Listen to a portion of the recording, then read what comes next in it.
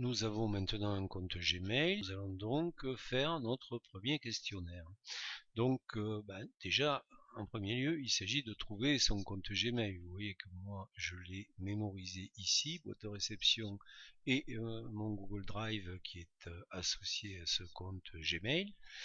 Mais vous ne l'avez pas nécessairement. Donc, compte Gmail, on va chercher ce compte, se connecter à Gmail.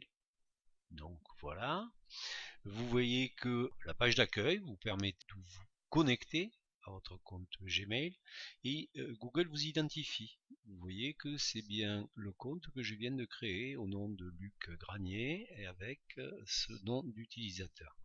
J'introduis donc mon mot de passe. Et vous voyez que j'arrive sur ma boîte de réception Gmail. L'équipe Gmail m'a bien identifié. J'ai déjà 3 messages de bienvenue. Ici, il s'agit d'une messagerie classique. Mais ce qui va nous intéresser, c'est les outils de bureautique que nous propose Google. Vous voyez que ici, vous pouvez trouver les applications auxquelles vous avez accès, et notamment votre Google Drive, qui est l'espace que je vais utiliser maintenant. Voilà mon Drive. Par défaut, il est vide, mais ici s'inscriront les différents fichiers que j'ai déjà créés. Moi, je veux créer un questionnaire. Donc, je clique sur Nouveau. Vous voyez que je peux faire plusieurs formes, des Google Docs, des Google Sheets, etc. Bon, en fait, c'est des outils de bureautique, de traitement de texte, diapositives, etc. Moi, ce qui m'intéresse, c'est un Google Form questionnaire. Et voilà mon premier questionnaire. Je vais donc lui donner un titre. Il s'agirait de la préparation du conseil de classe des troisièmes pour le premier trimestre. Je pourrais le taper, moi je fais le choix de le coller puisque je l'ai mémorisé. CTRL V, qui est le raccourci clavier. La description du formulaire, eh bien ici je vais mettre un petit mot d'introduction, par exemple, et mes coordonnées.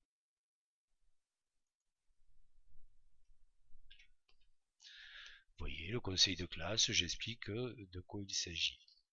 Maintenant, passons à la première question.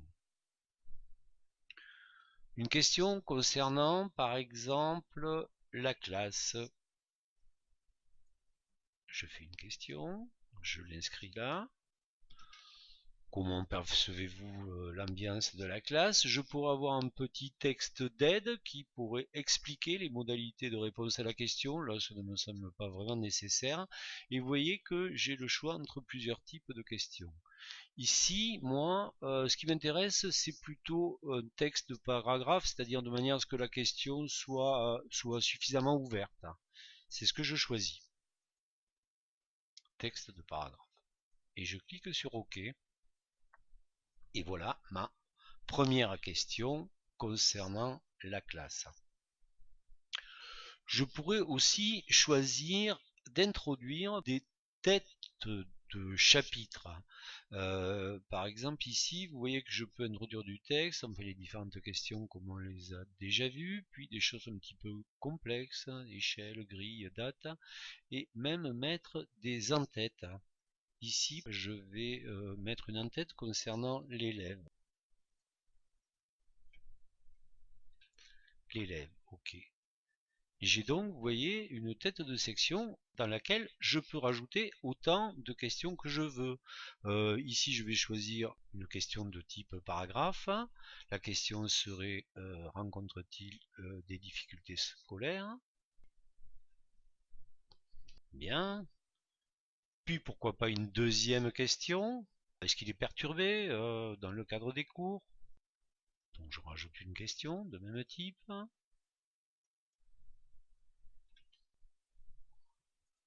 Et j'ai donc une section élèves qui comporte 2 questions.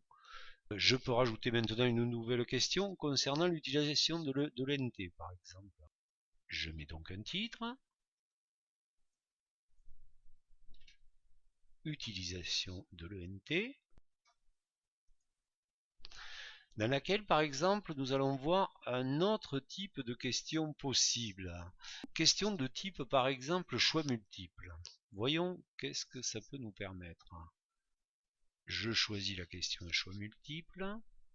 Je mets le corps de la question en tant que parent. Est-ce que vous utilisez l'ENT? Bien. Et maintenant, les différentes options du choix multiple. Oui. Et en cliquant, vous avez une deuxième option, ça peut être non. Vous pouvez cliquer sur autant de possibilités que vous le souhaitez. Et voilà comment se présente ma question. En tant que parent, utilisez-vous l'ENT? Quelques mots d'explication, oui ou non. Dans ce cas-là, dans une question à choix multiple, on ne pourra choisir qu'une des deux réponses. Mais il est possible d'avoir des questions de type case à cocher. Pourquoi utilisez-vous l'ENT? Et dans les cases à cocher, donner un certain nombre de choix où les gens pourront cocher plusieurs cases.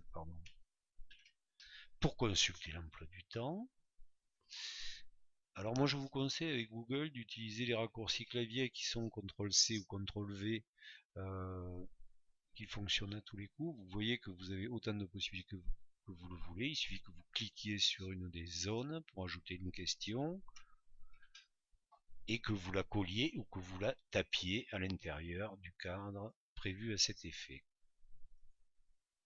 Voilà par exemple 3 types de questions. Et je poursuis ainsi la construction de mon questionnaire. Vous terminez donc de rédiger votre questionnaire. Ici, j'ai rajouté quelques questions, des questions à choix multiples, des questions plus ouvertes, etc. Et je terminais par les coordonnées facultatives, etc. Et quelques mots disant à quoi ce questionnaire allait être utilisé.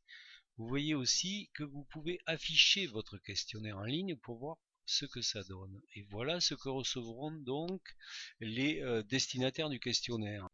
Je me suis donc rendu compte qu'il aurait été intéressant peut-être d'introduire le logo là.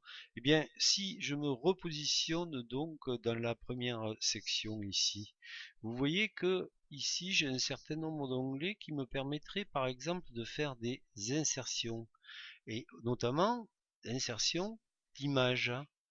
Et là, j'ai une fenêtre qui s'ouvre et il me suffit d'y faire glisser l'image que je souhaite incorporer à mon document. Voilà, par cliquer glisser. Le document donc est importé et le voilà qui apparaît ici.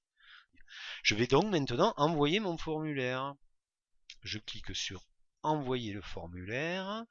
Vous voyez que je peux donc choisir de mettre soit une URL réduite, c'est peut-être intéressant, oui, effectivement, et je choisis donc les gens à qui je vais envoyer mon formulaire. Je peux rajouter autant d'adresses que je veux, là pour l'expérience, je me l'envoie moi-même.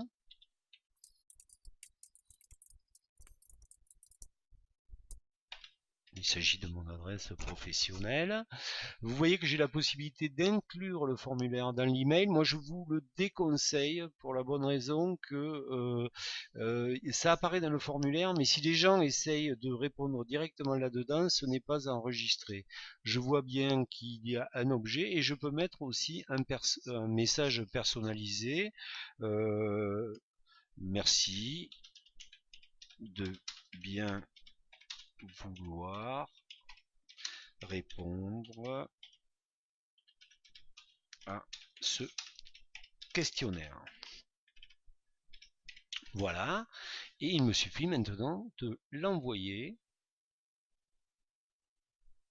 et c'est fait. Nous verrons par la suite comment nous récupérons les réponses. Merci.